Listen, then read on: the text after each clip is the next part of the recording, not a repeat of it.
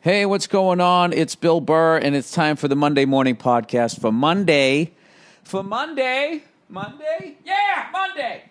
December 14th, 2020. What's going on? How are ya? Oh, my God, there's only fucking, 12, 13, 12, 11. 11? No. There's 10 more shopping days till Christmas. God, that took me a long time to figure that out. 10 more. There's only 10 more days to shop. Can you fucking believe there's people out there, other than children, actually asking for something for Christmas this year? What would you like for Christmas? For this fucking pandemic to be over. So everybody can go back to work, earn a wage, and feel like they're going to be all right over the next fucking 2 weeks. What would you like?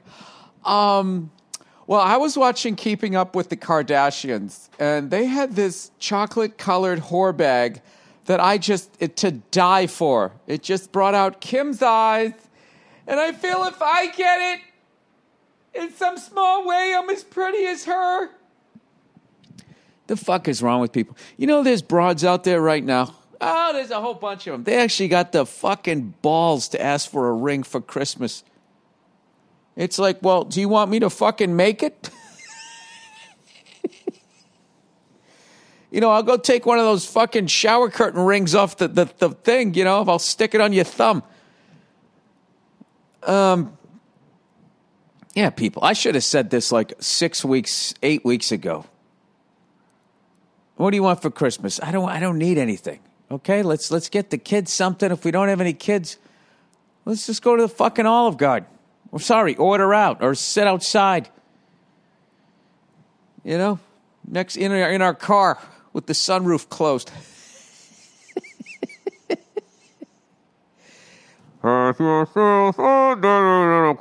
That's Christmas caroling with masks on.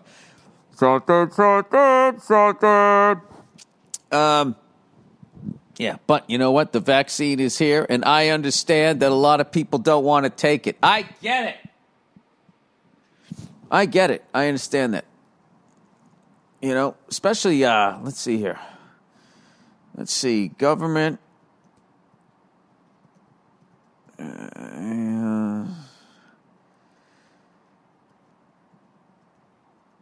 right, see if I can do this right. The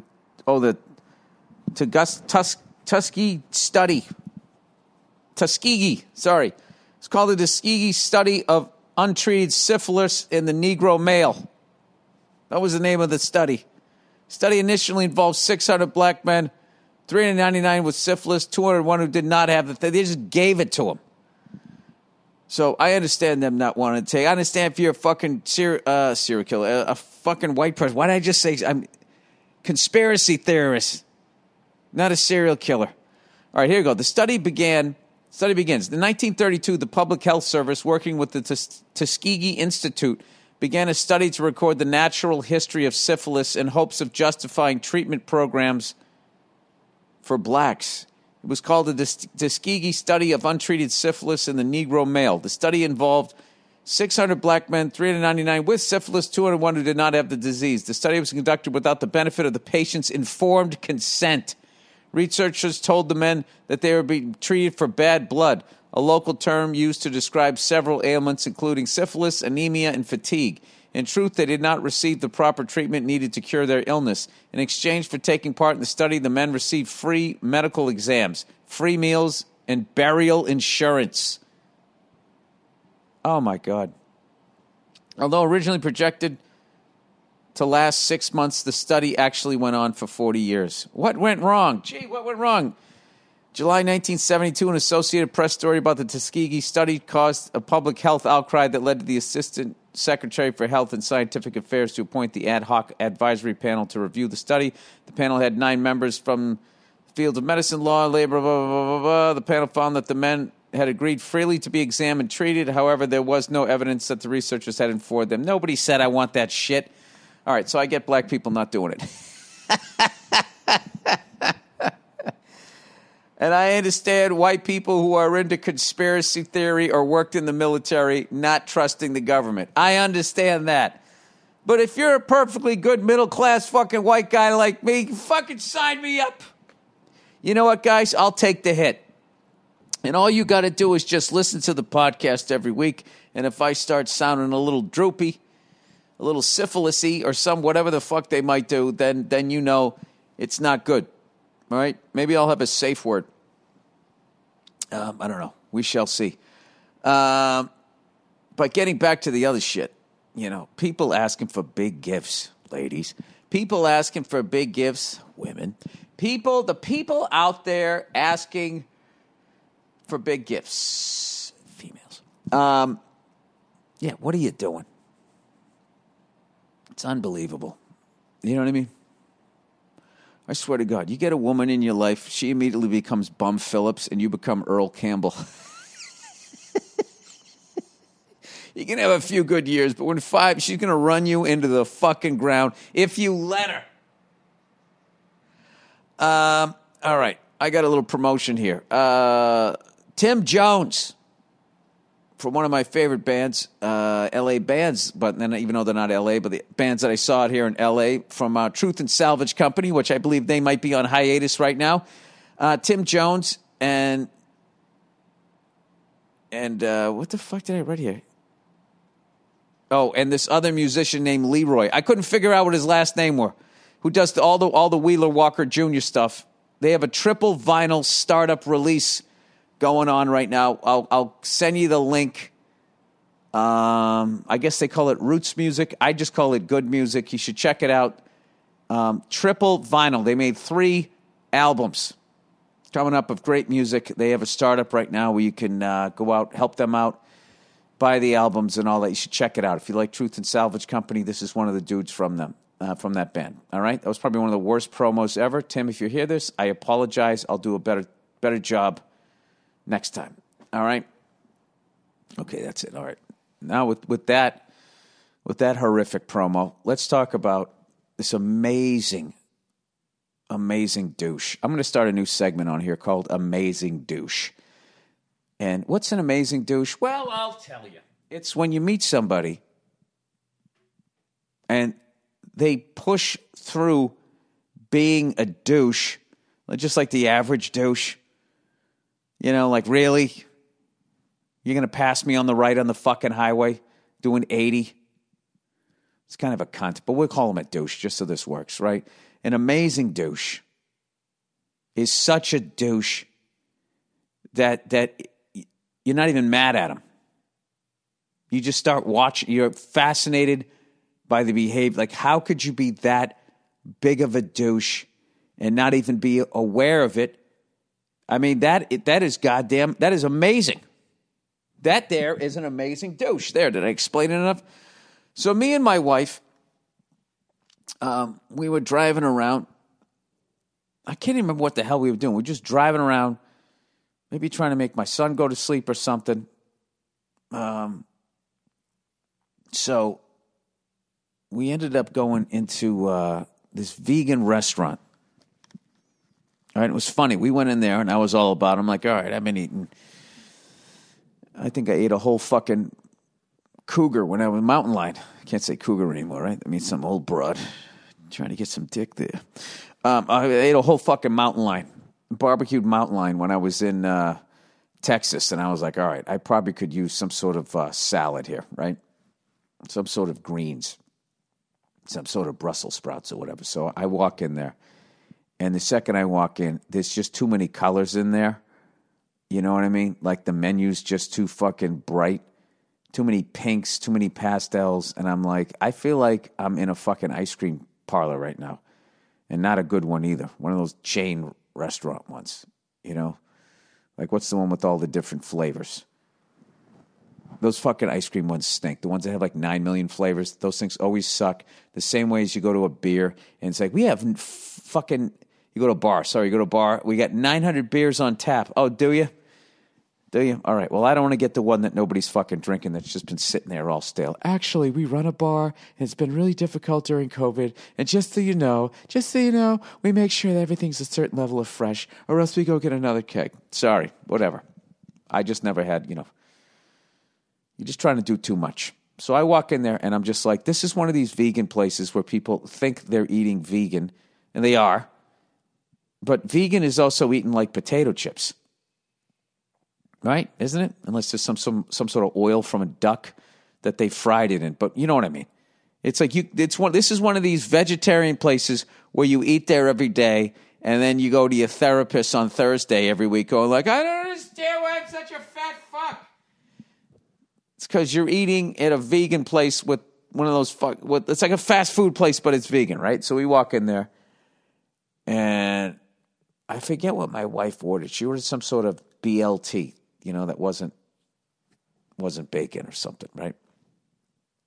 And I go, okay, I'll get you that. She goes, what are you getting? And I was like, I'm not getting anything. She's like, what do you mean not getting anything? I thought you were going to get something. It was just like, I just don't like the color of the menu. It's too, it looks like cotton candy, the pink background and shit. Like, what are you trying to do here? We all know when you go into a vegan restaurant, everything should be green and brown. They always have like earth tones. When you go in there and it looks like the fucking Bullwinkle show, that's when I just start going, all right, this isn't good. Not saying the ones that have green signs are good either, because God knows, corporations try to do that. Like they change their signs, like BP Petroleum. All of a sudden, it looks like, are you guys selling corn? Is this like a mom and pop farm? I could have sworn you guys was selling gas and oil here. All right, sorry, I'm getting off the track here. So as I'm saying that, the guy in front of us, the amazing douche with his girlfriend, right? Or whatever. I hope it's just his girlfriend. I hope this woman didn't marry this amazing douche. He's just doing like, you can't even believe the level of small talk he's doing. It's just like, so like how many flavors? I'm just so excited to be in here right now. This is like my favorite restaurant. Like this is a guy. Like what do you have? Like, okay, could I get this? And could I get this sauce? I just love all your sauces. Could I get this too? What I'm trying to do is build like a mountain of flavors here is what I'm trying to do. He's just sitting there. This is a man talking. It sounded like, you ever get behind a couple of women checking into a hotel? If you're ever behind two women checking into a hotel, just immediately go to your phone and start answering emails, because you're not going to talk to the person behind the desk for at least 12 minutes. So what floor is the gym on? Now that breakfast, is it a continental breakfast? It's just, okay, it's just continental. You okay with that? Do you have a waffle maker? You do have a waffle. We shouldn't do it like every day. It's like maybe like 2 days to do. Okay, what about the rooftop bar? And they just fucking need to know everything. Just get a key, go to your room, and shut your mouth. They don't do it. They got a million fucking questions. Well, this guy, which I understand. I understand why they do it. See, a man has a clock in his fucking head. There's only so long I can keep going, or else somebody's going to punch me in the fucking head. They're going to punch me in the face because it's okay. If a woman gets punched in the face, she was assaulted. If I get punched in the face, it just means I got my ass kicked. So every guy has a clock in his head going like, I can only ask so many fucking questions. What floor is the gym on? All right, is it a good gym? Well, yeah. All right, that means it sucks. All right, thank you. Can I have my keys? And how late is room service? You saying that as you're walking away from the desk, Or is you peripherally looking at the person behind you, making sure they're not going to punch you in the head. Even though that never happened to me, I think that shit. I think that shit when I'm at an ATM and there's somebody behind me, I got to get going. Or this guy's going to punch me in the head. I don't know why I think that. Maybe because I had an older brother. I have no idea. I fucking drive out of a parking garage. I make sure I got that thing ready to go. Stick the fucking ticket in. I'm ready to go. Boom. Light turns green. I'm way out in the intersection, ready to make a left. Making sure not only the guy behind me, the person behind me too is going to make that light. All right? Sorry. It's a lot of stress. So anyways, this fucking guy is acting like a woman checking in at a hotel with their best friend. Okay. And he says, I'm just trying to build like a mountain of flavors. Because I'm like so excited. And the fucking look on my wife's face looking at this guy. Because it was just, he wasn't that person. He just knew that it was fake, that he was just an ingratiating cunt. And he was just, oh my God, and Jesus, I'm just so excited. And what did he say? He goes, this is just guilt-free eating, is something else he said. He looked like Judge Reinhold. All right? And he was just fucking, and he was a little mushy too. And it's just, this is like guilt-free eating. He just kept running his fucking yap. And it was just like, would you just fucking order and stand to the right and let progress happen? And he just kept talking. And the only thing that was keeping me sane, other than I'm learning to breathe through times like this, is just looking at the look on my wife's face, where she's just looking at this guy like going, you phony, full of shit. And what I'm now going to say, amazing douche, right? So then, I don't know what, he was still, me and my wife, well, I go up and I order for my wife. Then we sit down, and he goes back up to the counter. He's still running his yap. His girlfriend's barely talking, right? Occasionally she says something, but you can just see, like, her life, like how much this guy is to deal with. And that's saying a lot coming from me. So he goes back up there, and he just goes, I just want to say, like, you are like amazing. I mean, I love this restaurant. I come in here all the time, and it's always amazing, but it's never been to like this level of awesomeness. Right? Okay. So that's the guy he's pretending to be. And then the greatest thing happens is my wife's order comes out before his. All right? Because he ordered a mountain of flavor, right? She just ordered the BLT. And when the second it registers with the amazing douche that somebody behind him got their food before him, he out loud is going like, how come they got their food before us? I mean, we were here before them. Immediately became that fucking guy. That's right. That's who the fuck you are. Not all that other fucking mountain of flavor, this level of awesomeness. You're just an ingratiating cunt. And as we walked out, I said to my wife, I was like, did you hear that? Did you hear him bitching? And she was like, he said that? I go, yeah. I go, let me tell you something. That's who the fuck that guy is. What you just saw right there is the future head of a network. I was literally, that right there is what it's like to pitch a show. Hey, how are you? This is so great. We love what you're doing. We love what you're doing on stage. Edgy. We want edgy. Let's push the boundaries. Let's push the boundaries. And then you get in business with them. And they're like, does he really have to say bitch right here?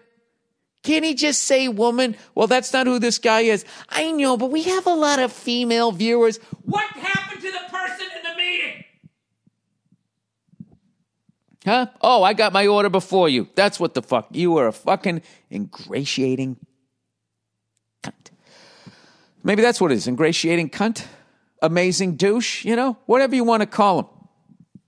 When they do the flip. Like an Oscar-winning performance, you know? Like what was the one Ed Norton had back in the day? When he was this sweetheart of a young man, and they were like, how did this guy do this, blah, blah, blah. And then all of a sudden he does the flip in the end. It's just like, whoa, who is that cold-hearted, ice-cold lunatic? I don't know. Have I done the same thing? I don't know. I think I am a consistent douche. All right? Which I don't have a problem with. If you're a consistent douche, you are who you are. I mean, it's not fun to be around, but, you know, listen, as much as of an asshole as I am, you'd never have to listen to me say a mountain of flavor or ever say this level of awesomeness. I will tell you this. The woman behind the counter was eating it up. She was vegan putty in his hand. Oh, my God. Anyway, plowing ahead. Let's talk a little bit of football. I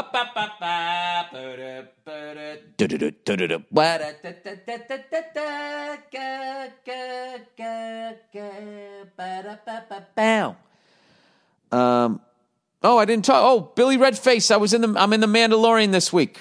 I forgot to bring that up. All right, because they told me to keep my freckled yap shut until my episode came out. So yes, this week, if you want to see my dumb head in the Star Wars universe, as they say, I am in episode, I guess it's 15, as far as the Mandalorian ones, and it's as far as season 2, it's episode 7. So I am in that, and I want to thank everybody that watched it and said all those nice things about my performance. I want to thank Rick Famuyiwa for writing it and directing it and being one of the great badasses I've ever met in this business, and Jon Favreau and everybody over there, all the actors I worked with, everybody over there. It came out great. I watched half of it. My wife was watching it. She goes, "Come on in here." I was like, I'm not going to watch this. And then I heard her laughing and enjoying it. And then there was one scene I wanted to sit down to see how it came out. This scene where I sit down with this guy I used to work for, my character used to work for. I just wanted to see how that came out. But I was very happy with it. So I want to thank those guys and everybody who said all the nice things that you did. That was pretty cool. Not going to lie to you, it was very cool. All right, let's talk football here. Where are we here? Oh, my God. I got to talk. I didn't talk about this because it happened on Thursday. The New England Patriots against the Los Angeles Rams. Oh, Jesus. Oh, Jesus. Oh, Jesus.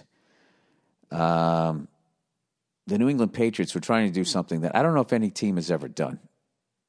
And you only have the opportunity. Back in the day, you only had the opportunity to do it in Giant Stadium or MetLife Stadium, whatever they say, whatever they call it. The Patriots had the opportunity to win 2 games in the same stadium against 2 different teams within 4 days on the road, because they played the San Diego Chargers on Sunday. Absolutely destroyed them, 45-0. And then 4 days later, we didn't even go home. We, Bill? No, the Patriots didn't go home. It's one of the saddest things about the pandemic is I could have gone to back-to-back Patriots games in Los Angeles. They were playing your Los Angeles Rams. 4 days later, we could have, if we beat the Rams, I was going to say, I don't think that had ever happened, that a road team won 2 games in 4 fucking days against 2 different teams while on the road. You can only do it in whatever the fuck they're calling the Rams and Chargers Stadium and whatever they call the Giants Jet Stadium now. We had the opportunity. It was right there, and we got our asses whipped by the Los Angeles Rams. I mean, we could not do anything offensively. Our defense played fine, considering they were on the field for like 75% of the game. But Jesus Christ, we could not get anything going. The Rams looked great. It did annoy me when I was watching the game when they were trying to say, like, well, they got their revenge for the Super Bowl. It's like, no, you don't. Don't do that to the Rams. They're not satisfied with that. They want to win the Super Bowl. They're not just happy to beat the Patriots in fucking December. What are you saying about your own team? And also, not to mention, so many people are gone from that game anyways. It's a completely different Patriots team. You know, I mean, it's like if you're beating the Seattle Seahawks now. That doesn't have all those same fucking people on it, right? Marshawn Lynch and, don't even throw it my way. If you throw it my way, you're going to have problems. Whatever that guy's name was, who plays on the fucking 49ers now. Yeah, it's a different team. All right? Anyway, we got fucking destroyed. We got absolutely destroyed. I kind of just was watching that game with like one hand over my eye, going like, wow. But we do have that white dude with the blonde hair, the Polish kid there, whatever his name is. He seems to be, there's little bright lights to the future. I don't know. We shall see. But that was a tough one. That was a tough one. Having said that, I do really like our uniforms. It's my favorite uniform the Patriots have had since they left the old Pat Patriot one, which to this day, anytime they wear that one in the throwbacks and I see those uniforms, I have like heart palpitations because it reminds me of brutal losses in big games or getting fucked over on calls, roughing the passer against the Oakland Raiders, who still whine about the tuck rule, not realizing that was payback for us getting fucked the year that they won the Super Bowl. All right? So tell you what, we'll give you the 2001 fucking Super Bowl trophy if you give us the 1976 one. How about that? We'll do an even swap. An even fucking swap. But knowing you dirty bastard, you probably didn't polish your trophy. So you can keep it. All right. Let's go around the league really quickly. Seattle absolutely kills the New York Jets. One of those games where you're like, how in the fuck did I not bet the Seattle Seahawks going up against the hapless New York Jets? Those poor bastards, man. I really hate to say this, but I think their chance to win a game was against the Raiders. The Raiders. What's going on with the NFC East? All of a sudden, everybody's winning. Washington beat the 49ers, but they're injured. Eagles beat the Drew Brees-less New Orleans Saints. That's crazy. Your Buffalo Bills. Your Buffalo Bills beat the Pittsburgh Steelers. And I can tell you right now, I know that they're fucking excited right now in Buffalo. And I don't want to be a fucking, wet blanket on the party out there. But back when my team was good, last year, all the way back 20 straight years, I used to love losing games like that. You want to lose the game to the team you're then going to see in a month in the playoffs, because for some reason then it flips. So I liked the Steelers last night. I thought that they were going to win the game. I'm a big Ben Roethlisberger fan. I can't even say his fucking name. My only complaint about the Steelers in the past is I feel like they don't make halftime adjustments. It's like they come in, this is what we're doing, and even if they're losing, they come out, well, we're still doing it, okay? Because we're the Steelers, okay? Every 30 years we'll change a head coach, so we're not changing our game plan in halftime. They're just it's a stoic franchise. But having said that, they've won 6 Super Bowls, so you got to respect it. But the Buffalo Bills beat the Pittsburgh Steelers to get within a game. The Pittsburgh Steelers, the Chiefs keep on winning. There was a few things that were said yesterday. There's always a few things. I know that they're hyping up, certain aspects of it because they got to sell the game. But they're like, I've never seen an offense like the Kansas City Chiefs. I've never seen an offense like this. It's like, yes, you have. I have. I've seen an offense like that. I've seen better offenses than that throughout 40 years of watching football. Stop acting like this is the greatest fucking offense you've ever. I get it. I'm going to watch the game. Do I really have to go through all the great fucking offenses that I saw? Really? You think the Kansas City Chiefs was better than fucking Dan Marino, Mark Duper, and Mark Clayton in fucking 1984? Where they absolutely shattered the record books back when you could beat the living shit out of a fucking wide receiver, and they didn't even have a running game. Jesus Christ. Better than Joe Montana and Jerry Rice with Roger Craig? Better than that. Better than Ronnie Lott and all those fucking Hall of Famers on defense giving Joe the ball back every third and out. Never seen an offense like the Kansas City Chiefs. Greatest show on turf.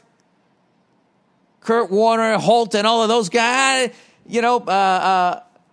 Marshall Faulk. I never see the three-headed monster. Edgerrin James, Peyton Manning, that guy who may or may not have murdered somebody.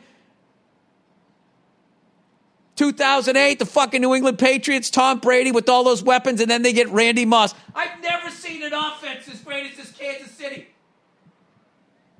Jesus fucking Christ, take it down a little. It's fucking insulting to anybody who's watched the goddamn game for longer than fucking 18 months. I've never seen an offense like this. Jesus Christ. Terry Bradshaw, Lynn Swann, and John Stallworth. He had 2 fucking Hall of Fame. You know, I'm not saying Tyreek Hill, Kelsey, and Kevin Von Erich, whatever they have to, Hillel Air, or whatever the fuck his name, Clyde, Eugene, Abdul-Jabbar, whatever that running back is. I'm not saying they're not doing great things, but the greatest offense you've ever seen, let's take it down a little bit. Can you, and not to mention, all of the offenses that I just mentioned were playing during a time pre-Jim Irsay in the NFL going, well, we've reached maximum density as far as sports fans. Let's try to get the casual fan and make even looking at a wide receiver pass interference for a few years. And if you don't believe me with that, just look at the all-time passing records and see how many active quarterbacks who played in the last 25 years are in the top 20. And then go to running backs. Running backs is ridiculous. You got Frank Gore and that guy who beat his kid with that stick. Used to play for the Vikings. I'm sorry, I'm not good with the names, but I'm good with the content. The guy who they say maybe murdered somebody. This guy, he beat his kid with the switch. They're like in like the top 5, and then it's just a total drop off. You don't see anybody else. There's like 1 or 2 guys in like the top 30 rushing all time that are still active because they just don't run the ball the way they used to. I actually think there's going to be running backs that will, in the future, have more receiving yards than someone who was a questionable Hall of Fame wide receiver. That's how much the game has changed. Anyway, and speaking of that, how much the game has changed, I am so every year they got to bring up the 17-0 fucking Miami Dolphins, the undefeated team, and that is such a stupid fucking. It's like, when are you going to just put like an asterisk next to that? It's a 14-game season. They only had to win 17 games. So nowadays, for the Pittsburgh Steelers to have beaten the 72 Dolphins, to beat their record, they have to go 19-0. They have to win 2 more fucking games. Do you remember the Roger Maris thing when Roger Maris, hit his 61st home run or whatever, and they put an asterisk next to it and everybody went, oh, boo-hoo? They should have. He played in more games. There were more games in the regular season than there was in, when Babe Ruth played. I still think O.J. Simpson in 1973 had the greatest year a running back has ever had, where he rushed for 2,003 yards or whatever in a 14-game season. And now these kids come along, they got 16 games to do what the fuck they did. So this whole, 17-0 Dolphins thing, where I just every year have to be like, yeah, if they played 2 more extra regular season games, they automatically would have won those. I don't know. And then also the fact that they celebrate. Anybody who celebrates other people losing is just like, all right. I don't know. As like a professional athlete, to sit there and root against people because you just want to hold on to your fucking records. That's not what old people are supposed to do. You're supposed to encourage the next generation. You're supposed to want them to be better than you because we're human beings and we're incredibly flawed, right? So take what I did that worked and then you try and fix what didn't work. That's what you're supposed to do. I don't know. That would be like now if a comedian got credit because, you've just broken George Carlin's record for, putting out hour-long specials. It's amazing. I mean, to just be in the same sentence as George Carlin, it's just like it's not the same game. George Carlin, HBO, would tell you that they wanted, you couldn't just say, hey, man, I'm doing a fucking special. You didn't have all these streaming platforms, or you could just put it out yourself. There was only a handful of people that would even get specials. So the fact that he did what he did, someone's going to break the record. I don't know. Sorry, I'm just running my yap. I got a lot of shit to talk about. You know what I did? I meditated last night before I went to bed because I'm really starting to believe in this whole. I don't know, I don't even know what it is. I haven't even read about it. I just think you damage your brain if you don't blow out the lines every once in a while, meditate and get 8 hours sleep, the stuff that people are talking about. So I actually downloaded an app, and one of the great comedies you'll ever see is me downloading a meditation app, downloading something that's supposed to help me relax. And then I get it, and immediately it asks me all of these fucking super fucking intrusive questions about how I found them out. I got to take a fucking survey first. Like, this is making my blood pressure go up. And then I got to create an account. And then once I get through all of that fucking bullshit, all right, then I got to listen to this guy running his yap about his fucking past and how he used to be a lunatic and he did this and he did that. But I will give it up to this guy that he kind of got to it quickly. And I don't know. He was just sort of, I was able to like meditate and like make sure that I got like 8 hours sleep because I knew I was in a grumpy mood. Because I'd started to watch a movie last night that I've been trying to watch, this French movie, which I highly recommend. I'm watching it on Amazon Prime. It's called, I don't know how to say it. It's like, Prophet. I don't know how to say it, but it's just a prophet. But you want to make sure you watch this fucking movie. But I'm not going to lie to you. This is like Midnight Express type of movie where I watched the first half hour. My wife was just like, all right, I'm kind of not in the mood for a movie like this. So I was like, all right. So I just shut it off. But fucking incredible movie. And we ended up watching that thing about those poor emaciated women trying to make the fucking Dallas Cowboys cheerleading team. Jesus Christ. I don't think I've ever seen like how fragile all of them. You just see them every time they come in. Like they'll be just, okay, Mandy. Okay, everybody, great routine. Mandy, you lagged behind a little bit, and they have to smile and be like, okay. And then they go, Mandy, why do you think you suck today? Well, we didn't have much time to learn the routine, and I just, okay, yep. And then they sit there and they smile. I know. Okay, all right, I'm going to work on that. You guys going to see? Yeah, today was definitely not my best performance. They do that, and then they go off into a corner in the locker room, and they cry. Which I guess as a man, I'm looking at it the wrong way. They're actually getting that emotion out of them so they can not have it lingering in them, and then they can perform the next day. But like, I don't know. I was cracking my wife up because this woman was crying in the corner, and none of the other girls came over to help her out. So one woman came over and put her arm around her. And I was just saying all this fucking horrific shit that I get, I probably will get through this. Just, one more thing, then we'll make the team, and then we can both eat a dozen donuts and puke behind a fucking dumpster. And, they were like emaciated. It's like they don't allow them. You can't eat. Well, I don't know. I don't know what they're doing. But like, they were like twigs. Fucking twig. There wasn't one thickie amongst them. And I was just like, I don't know. I don't know. I just felt bad for every one of them involved in that fucking thing. It's like, they could just be, yeah, you sucked. You need to do this. You need to do that. But to sit there and they ask him, why do you think you sucked? Because they want him to cry so they have some sort of emotion on the show. I don't know. And I'm just looking at my wife like, how is this easier to watch than this fucking prison movie I was watching? So he shanked a guy. That's just an actor. That didn't really happen. This really happened to this woman's hopes and dreams. I don't think I'm ever going to get to advertising this week. I got such a good night's sleep and diarrhea of the mouth here.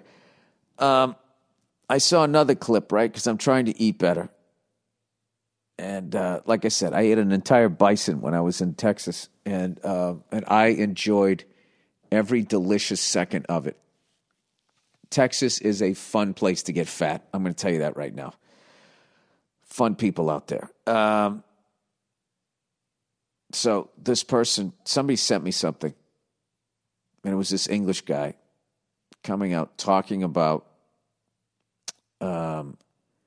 why we shouldn't eat animals, and basically brings up how he heard his dad screaming in agony as he was dying in cancer, of cancer, and his body was just riddled with cancer, and he was like screaming in agony. Like, I don't know why they didn't get him a Tylenol or fucking some morphine or something, but whatever. They went all natural, right? Like those chicks who give birth in a bathtub, right? This guy went all natural with his cancer. I don't know what he did, but he was screaming in agony. And he said when he went to a slaughterhouse, he heard those same cries from the animals, right? And I was thinking, like, God damn, man, that's okay. I get it. Point made. Do I want to be a part of that, right? And then, because I always watch animals fighting everybody, I then see polar bear eating a seal alive. And it's just, it's like they're doing it to each other. You watch like a praying mantis, it just grabs onto a hummingbird and just starts eating its face as the thing's fucking tweet, tweet, tweet, tweet, fucking fluttering, trying to get the fuck away from it. But I guess because of religion, because we have egos, I don't know, does any other animal have a fucking ego? Because they keep trying to attribute all these human emotions to animals, like right down to sharks. Like I've seen a few where they take fish hooks out of these sharks and then these sharks become friends of these scuba divers. Or they're feeding them and the shark's sort of nuzzling its fucking nose into the guy. Like showing true affection. I told you that clip. I saw it on Instagram. On the gram there, right? And then one of the scuba divers is trying to go like, people really need to stop watching Jaws. And I wanted to be like, okay, you kind of need to stop watching Dr. Dolittle. Because you're going to get your fucking arm bit off. And then some poor fucking asshole, some poor guy in the Coast Guard is going to have to fly his helicopter all the way out there to go get you. Put the floats on and risk his fucking life because your dumbass was trying to live the courtship of Eddie's father with a fucking bull shark. Sorry, old reference. People, let me tell you about my best friend. He's a murdering fish. And all of a sudden, yeah. Tune in tonight for Eddie and the Bull Shark. Surprising season ender. Eddie gets his arm bit off. But Bully, I thought we were friends. Boot-up, boot-up, boot-up. All right, sorry. So, and then they show like, people like saying pigs are smarter than dogs, which I'm totally fine with. And I love dogs. I like that dogs have a certain level of dumbness, that you come home and they're always excited. They're too stupid to realize that you coming home is not an amazing thing. This is where you live. Then you leave and then they fucking freak out every time. Oh my God, was that it? Did he just walk out of my life? Oh my God, he's home! Yes, you rock! I like, I'm going to get a fucking pig and then a pig's going to be like, all right, dude, I'll see you later. Like some fucking roommate that I used to have that when I would come home, I'd hope he wasn't there so I could have a fucking moments of peace. I don't need that out of an animal. I need an animal is there to build up my self-esteem. Sorry. So I was really like buying into this shit, and then I just see the stuff that animals do to other animals. The best argument that I saw for going like vegetarian or going more vegetarian is just like all the cattle out there farting into the atmosphere. It's like bad for the environment or something like that to keep us all alive. But then my daughter said the other day, she's like, Dad, she goes, what is your favorite dinner? And I was like, a cheeseburger. It's got to be a cheeseburger. If I could eat one of those every day and not get fat, I would. I would even put it, it's cheeseburger or pizza. It's just something that I can consistently eat and not get sick of it. Oh, my daughter said something so fucking hilarious the other day. She said, they just like they learn expressions and then they want to try them out. Oh, fuck, I already forgot what she said. She goes, Dad, she goes, I got some good news. Oh, she goes, Dad, I got good news. I got some good news and some bad news. So I'm already laughing. Like, where the hell did she learn this? And I go, all right, what's the good news? And she goes, the good news is I tell jokes like you. And I was like, that's great. I go, what's the bad news? She goes, the bad news is, Dada, you play too rough with me. She keeps saying her foot hurt. I think one time, I don't know what I did. Stepped on her foot when we were playing. I was spinning around. Her foot hit a table or something like that. So now her foot doesn't hurt anymore, but she always says that it still hurts. Like guilting me. I'm like, your foot doesn't hurt. And then she laughs and goes, yes, it does, because you play too rough. And it's because what happened, I don't even remember, probably a few months ago, I was playing too rough or whatever. You know, she hurt her foot. And then my wife probably gave me shit and said, you're playing too rough with her. And then she got that expression stuck in her head. And now I'm fucking sitting there in my head going like, well, wait a minute, is her foot really hurt? And it isn't, because I do little tests with her, you know. We're watching TV and I just sort of rub her foot, add a little more pressure, and she doesn't complain about it. So I'm like, all right, your foot isn't hurt. You're just repeating stuff that Mom said. All right, so now I'm the bad guy. Is that what it is? Is that what we're trying to say here? NBA basketball is already back. So my question as a sports fan is, where is the hockey? How is hoop already back and hockey isn't? Oh, that's right. Hockey's a man game. All right. Here he comes down the lane to dunk the ball, and everybody clears out so they don't end up on Instagram. Holy shit. Is he the next Michael Jordan? All right, let's do a little bit of advertising here. Hello, Fresh. HelloFresh delivers fresh, high-quality, pre-portioned ingredients so you can make meals that are delicious and nutritious. Over 90% of ingredients are sourced directly from growers to ensure peak flavor and ripeness. HelloFresh. Hello, Newman. HelloFresh is the first global carbon-neutral meal kit company. Great value. Save 40% when you use HelloFresh versus shopping at the grocery store. By skipping the grocery store and using HelloFresh, you're reducing your food waste by at least 25%. That's amazing, because my thing with these is then they always come in those little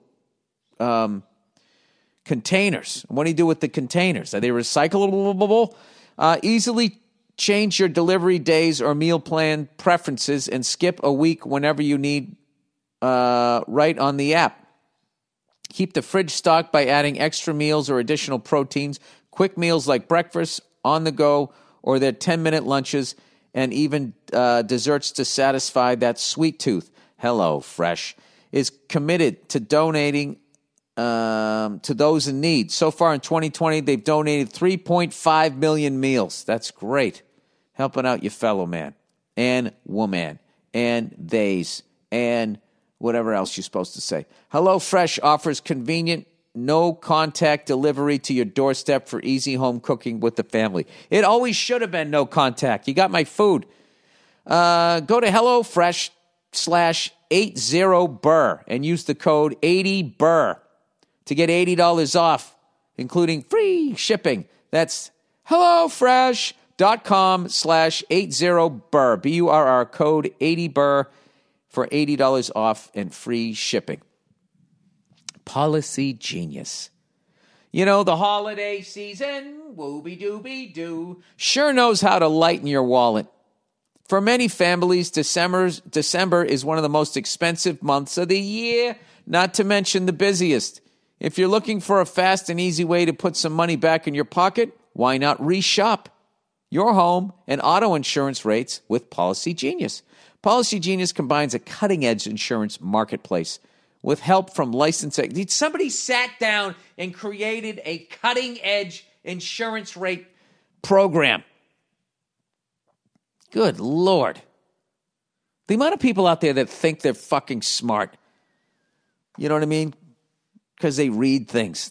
Can you do that? How the fuck do you learn how to do something like that?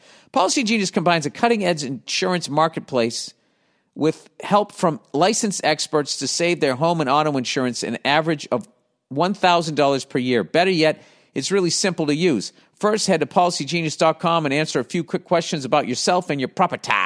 Then Policy Genius does the rest. They'll compare rates from over 30 top insurers, from Progressive to Nationwide is on your side. To find the lowest quotes, their licensed experts will look at all the ways to maximize your savings, including building your home and auto policies. If Policy Genius finds a better rate, then God damn it, what you're currently paying, then God damn it, they'll get you switched for free. For free. Right? No divorce settlement. You just leave them to go to them. That kind of service has earned Policy Genius a 5-star rating across over 1,600 reviews of Trustpilot and Google. So, if you're feeling the pinch during the holiday season, find out how much you could have saved on home and auto insurance at PolicyGenius.com. They've saved the home and auto insurance customers an average of $1,000 a year by reshopping. Policy Genius. When it comes to insurance, it's nice to get it right. Oh, look what we got. We got 2 more, everybody. All right, we're coming around the clubhouse turn here. Or we're down the backstretch. I don't know. Indochino. You know, the end of the year is the perfect time to revamp your wardrobe. Out with the old, in with the new. And take your old. Don't take it to Goodwill. Take it right to a tent city. Give those people those clothes, because they'll wear all of them. You know? Because who's kidding who? You go down to Goodwill, you don't bring them your good stuff. You bring them your mistakes. So take your old mistakes, the shit you bought this year, give it to homeless people. All right? And then you wear the new Indochino stuff when you stop at the red light and you look at the homeless person, right? You'll have a big smile on your face. And they'll think, oh, my God, he has a heart. He's going to give me change. And you're really just sitting there going like, I can't believe I fucking wore that shirt. What an idiot. And then the light turns green and you drive off without giving them a quarter. With Indochino, perfectly fitted custom clothes are more affordable than you might think. And for your stylish friend, what are they trying to say there? Is that code? Is he gay? This is my stylish friend. I like that. I'm going to start saying that. This is my stylish friend.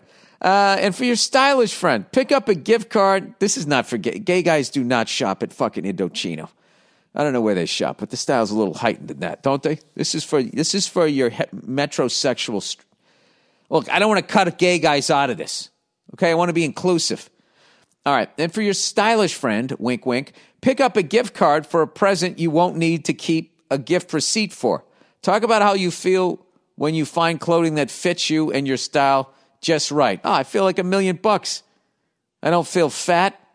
I feel confident to walk up to the bar, you know, order a fucking sarsaparilla. I can't even drink anymore. I don't know what I feel like. I feel good about myself, okay? There, Indochino, you brought it out of me. Do you feel more confident, like you're expressing yourself more fully, or that you stand out from the crowd? No, I just happy. I feel like I look like less of a douche. I like the bar is set really low. All right? New year, new you. Yeah, why don't you guys order this shit? And all of a sudden, you'll be called a stylish friend. New year, new you calls for a wardrobe that fits you perfectly. Indochino is here to help you start 2021 with made-to-measure custom clothing at a more affordable price. You can also give a gift card. You can give the gift of the perfect custom fit. Let me try that again. You can also give the gift of the perfect custom fit with an Indochino gift card. Indochino offers completely custom fit suits like Cam Newton, right? Coats and casual wear at surprisingly affordable prices. I think Cam Newton goes to Indochino. Customize everything from the fabric and lining to the lapel shape and monogram. The choice is yours, and since your order is made to your exact measurements, each piece will fit you and your style perfectly. The best part, Indochino suits start at just $299 with all customizations included. Book a virtual appointment and shop online at Indochino.com. And right now, you'll get $30 off any purchases of $399 or more when you enter the code Burr at checkout. That's $30 off a purchase at $399 or more, $399 or more at Indochino.com, Indochino.com, promo code Burr, Burr. Oh, the last one. Last one It's the last one to read. Hymns. For hymns. Why do guys turn to weird solution or do nothing when they can turn to medicine and science? I don't know. We talking about COVID? Solution for hymns.com, a one-stop shop for hair loss, skin care, sexual wellness for men. Look at that. You get an Indochino suit, and then you make sure your dick works, your hair's all wavy, right? And your skin is clear. Walking up looking like fucking James Spader back in the day. Sorry, my wife was watching Pretty in Pink yesterday. I've still never seen that. I've never just sat down and watched that movie. I've seen bits and pieces of it. I know there's Andrew McCarthy. There's Ducky, the guy from the show with Jonathan Cryer is hiding out. Jonathan Cryer, Molly Ringwald, and somebody else. I forget who else. I don't know why. And then I always say the same thing. I go, is this Fresh Horses? She goes, no, it's Pretty in Pink every single time. All right, it's time to write a new chapter, one in which you have hair. No snake oil pills or gas station counter supplements, prescription solutions backed by scientists. What do you do if I got this and I got my hair back? Right? I just grew it out like Matthew McConaughey. Hims was created by a guy who knows some men's health conversations are easier online than in person. No more awkward in-person doctor's visits. Yeah, hey, my dick doesn't work. I'm losing my hair and I don't feel like chicks want to bang. You don't want to say that to another man. Or maybe you do. Maybe you do sit there and you look him in the eye. Make him feel uncomfortable. Or long pharmacy lines. For Hims connects you to licensed medical professionals online, which could save you hours, completely confident and discreet. Answer a few quick questions. A medical professional will review, and if they determine it's right for you, you can prescribe your medications to treat hair loss that is shipped directly to your door. Today, Hims is giving you the best offer yet. If you're not happy with your results after 90 days, Hims will give you a full refund. And right now, my listeners can get their first visit absolutely free. Go to forhims.com/bird. That's forhims.com/bird. Disclaimer. Must include, all right. I got to read it fast. Prescription products require an online consultation with a healthcare provider who will determine if a prescription is appropriate. Restrictions apply. See the website for full details and important safety information. Remember, that's forhims.com/Burr. forhims.com/bird. BURRED. All right, let's get to the questions, everybody. Oh, my goodness. I'm in such a good got enough sleep mode, I'm actually going to play my jingle, right? It's time for advice. Hey! Host Billy Burr. That's me! And I'm ripping off this melody From somebody else. All right. Let's do it. Let's all go to the lobby. All right. Hey, Space Shoulder. Space Shoulder. Hey there, Billy Bespin. Props to the special effects team who was able to CGI your shoulder movement. He's talking about the Mandalorian. I turned to my wife and I said, see that extension? Not Bill. Not Bill at all. I'll have you know my shoulders feel great. And I did it all naturally. I took a year. I started off by doing curls with my toothbrush. I've now built it up to 4-pounders. I'm actually up into purple. You know, why do weights shame you? If you do the 1-pounders, they're pink. Then you move up to purple. Then it gradually they'll go to more like, you know, I can handle myself in a situation man colors. You know, you get into the browns and the beiges before it just goes black, right? All right, 1970s movies. Dear Billy Burning Bush. You know, it never ceases to amaze me. All of these years, you guys still figure out a new way to fucking make fun of me. I really appreciate it.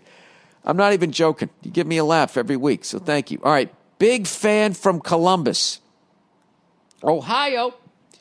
Name is Jared, if you want to read it out loud and make my buddies go ape shit. All right, I read it because you want to. Evidently, you don't have any fucking skeletons in your closet here.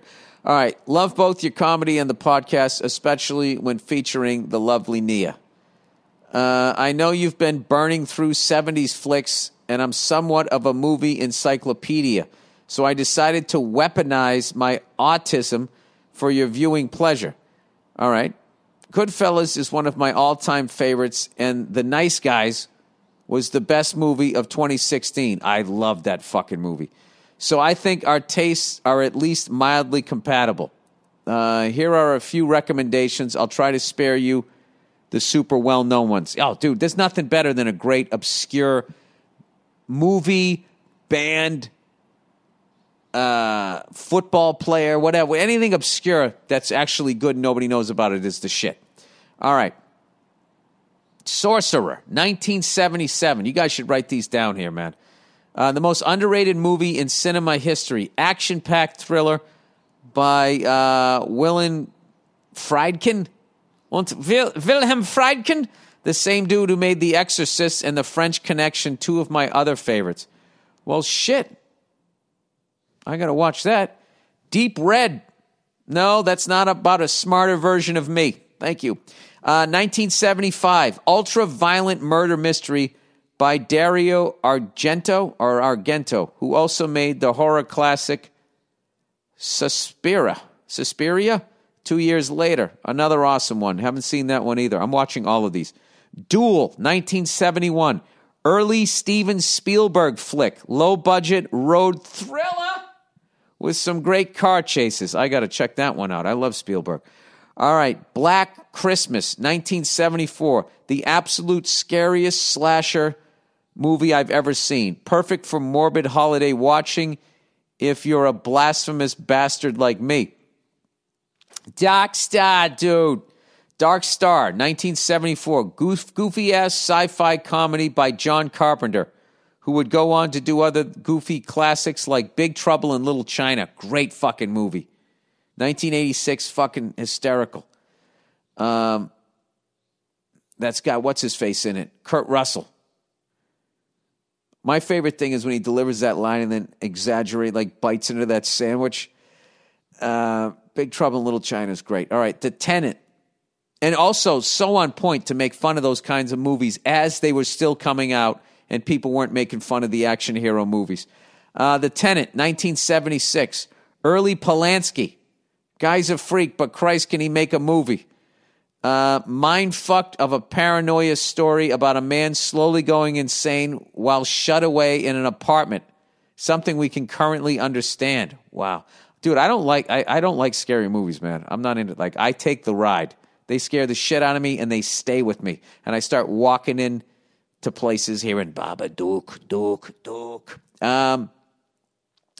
Le Samurai, 1967. It's a bit earlier than the ones you're looking for, but I also know you're learning French. So, 2 birds, 1 stone. Super badass assassin thriller with a jazzy soundtrack. Oh my God, it even gets into my drum and shit.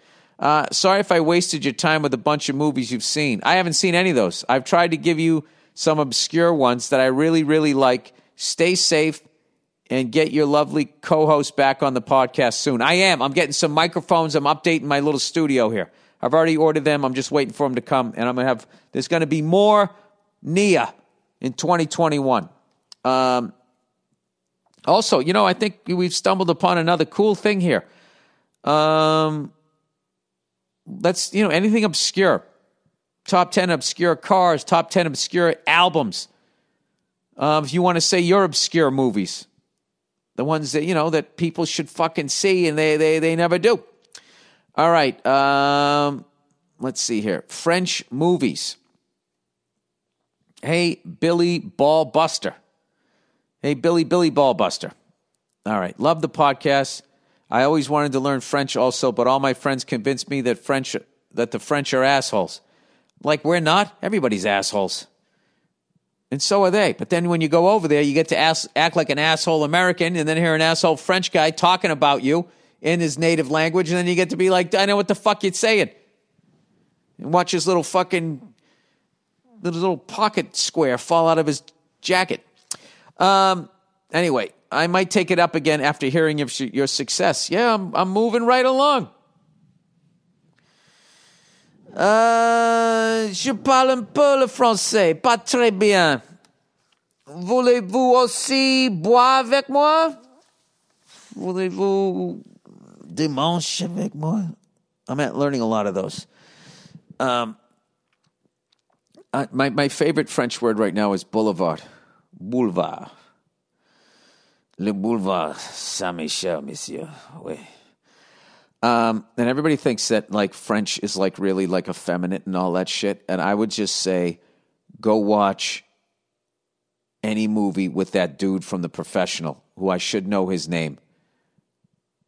He's like French. The French language is actually, when it's spoken by some street thug, actory dude in a movie, is one of the coolest fucking sounded language. It's just like, you know, you have that stupid, when you make fun of the English accent, oh, you know, jolly good, yeah, blah, blah, blah, blah. And then you watch one of their gangster movies, you're like, oh man, that sounds fucking cool as shit. So basically, every language sounds cool if there's a badass speaking it.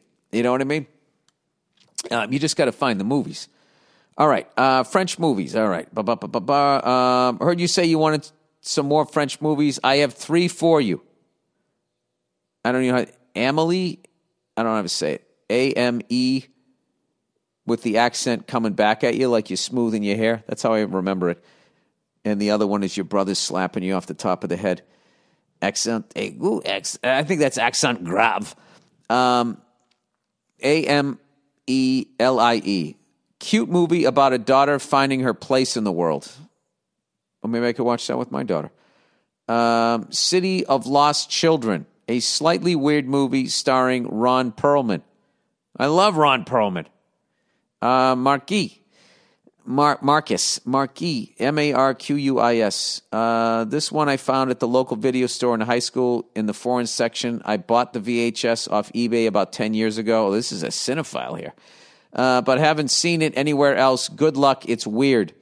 Hope you get to check out these and the fashion of the letters. And in the fashion of the letters. I don't know what that means. All right. I'll check those out. All right. The British have the worst taste in tea. Oh, my God. Shots fired. Hey, Billy Bullocks. Greetings from Ireland. I have to say first, I absolutely love the show. It used to be the highest of my week when I was in the office, and now it's, oh, my God. You know, we were talking about Winston Churchill.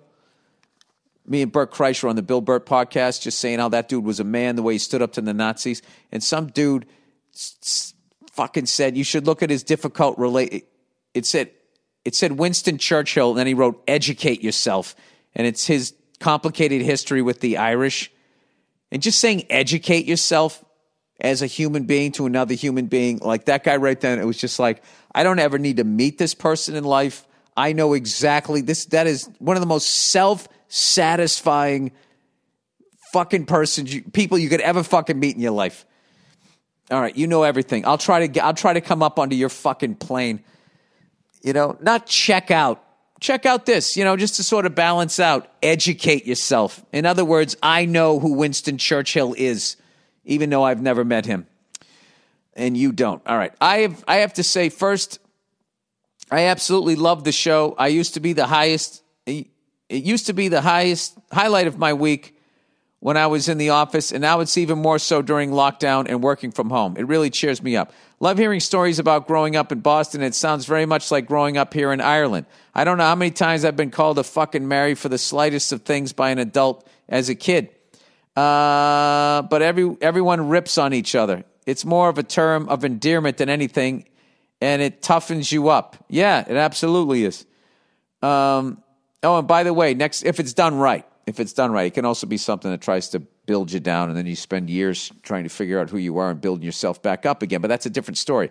Oh, and by the way, next time you're over here, hopefully when all this craziness gets back to normal, there's more to Ireland than just Dublin. Please, if you can do some gigs. What are you talking about? I've done gigs in Cork City or Galway. I did gigs in Galway. I've gone up to Belfast. I've done Kilkenny. Only did it once, but I've been over. I've been around. Fuck with you. Face down in a Guinness? We don't drink Guinness over here. That's the shit we export. Go fuck yourself.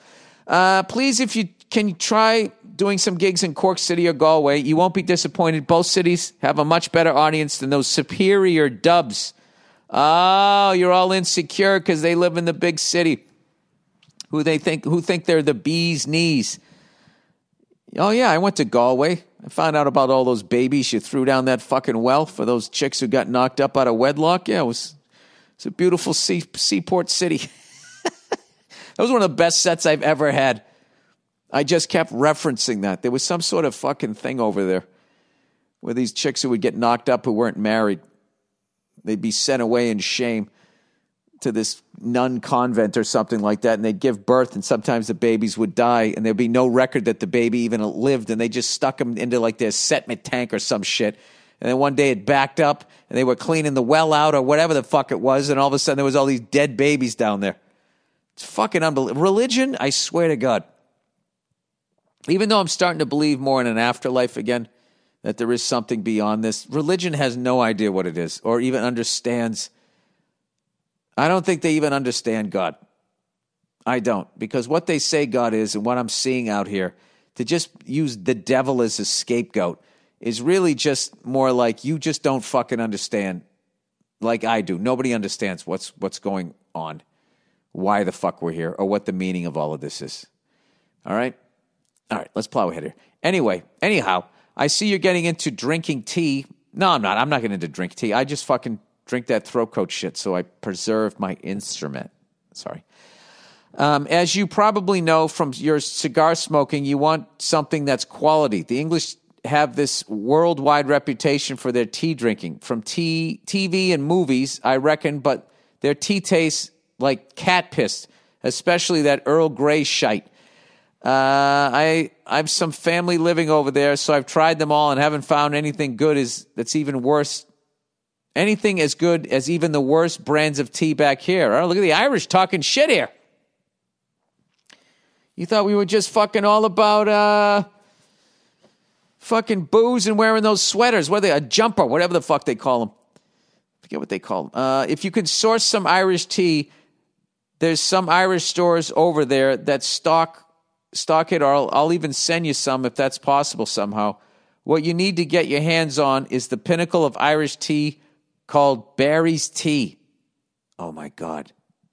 I got to get some of that shit. There's nothing else like it. Trust me, it's a real gem.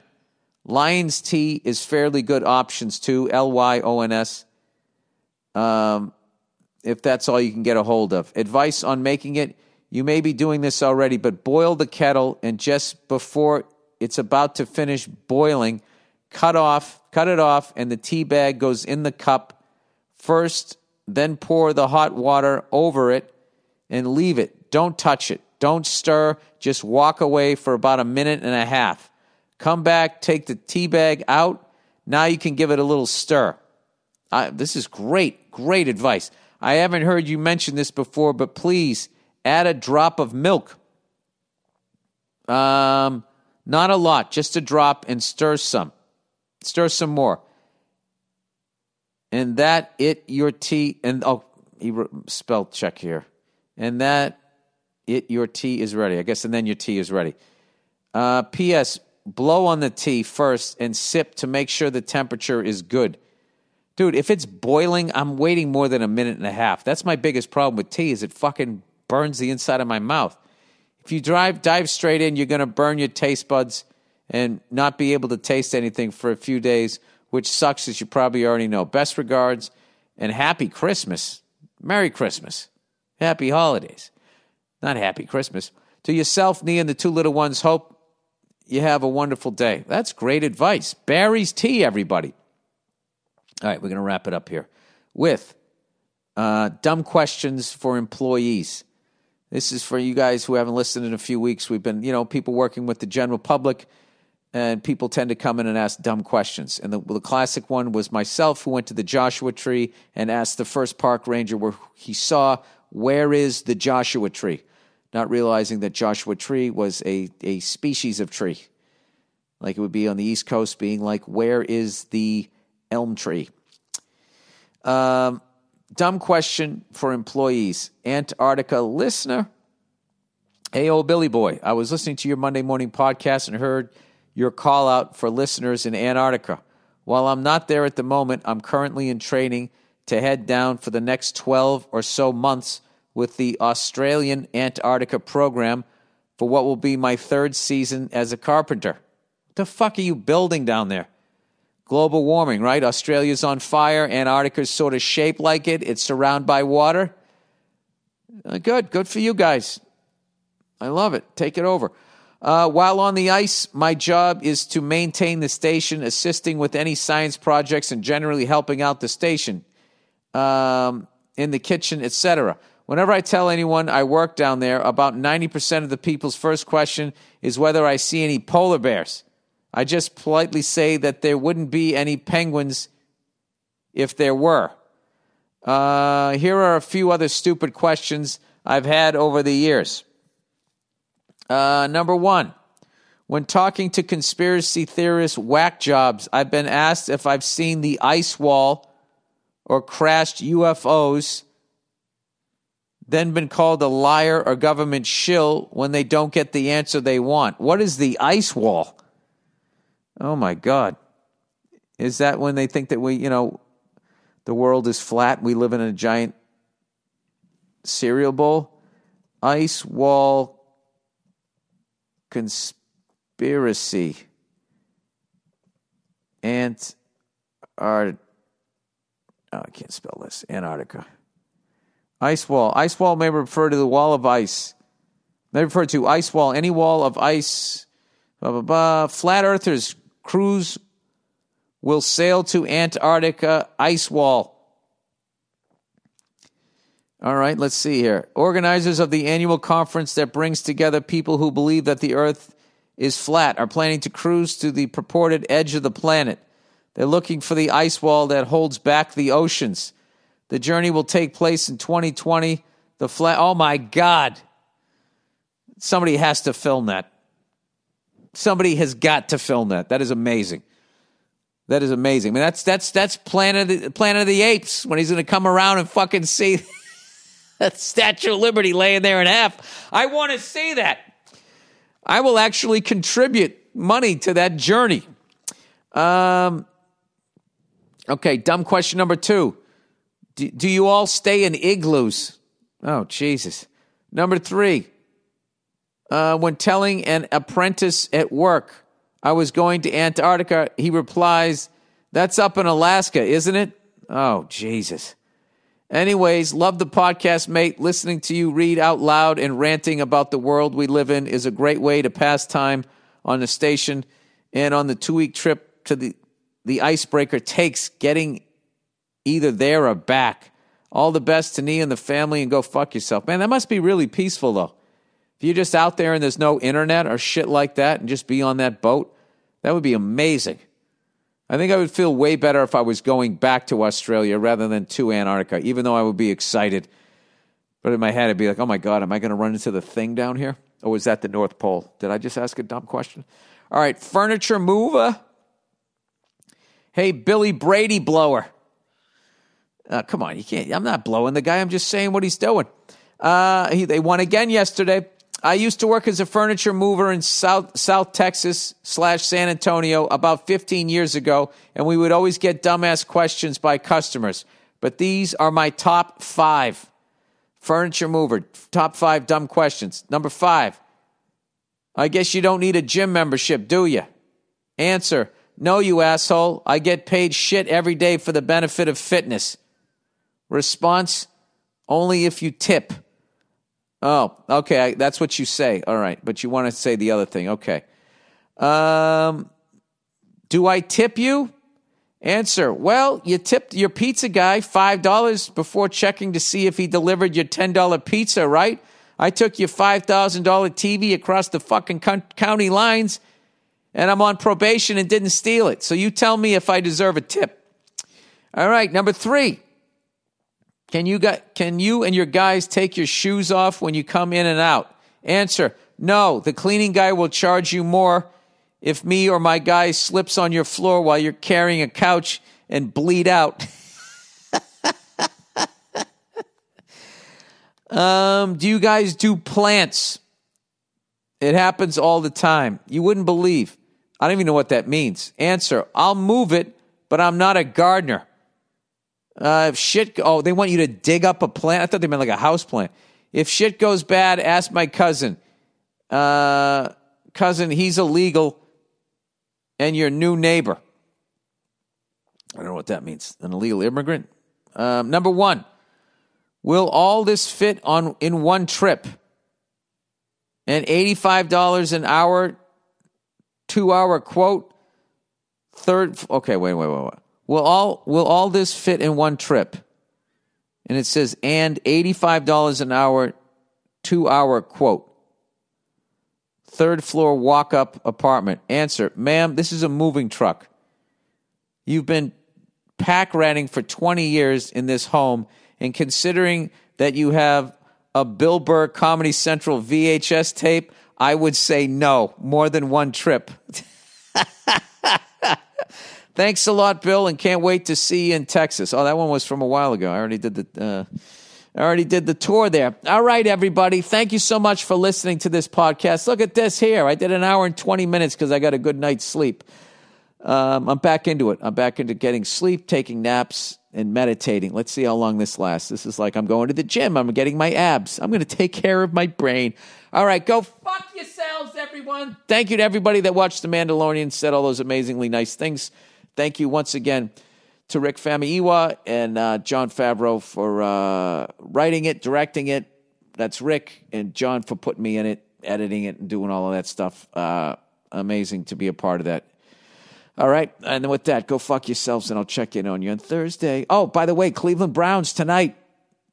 Love seeing the Browns being good, but I got a sneaking suspicion the Ravens are upset. Lamar Jackson's like, hey, wait a minute. I thought I was one of the best guys in the league, and now everybody's fucking talking about other people. Maybe I have to go off tonight. We will see what happens. It's in Baltimore, I believe. That's it. I'll see you Thursday.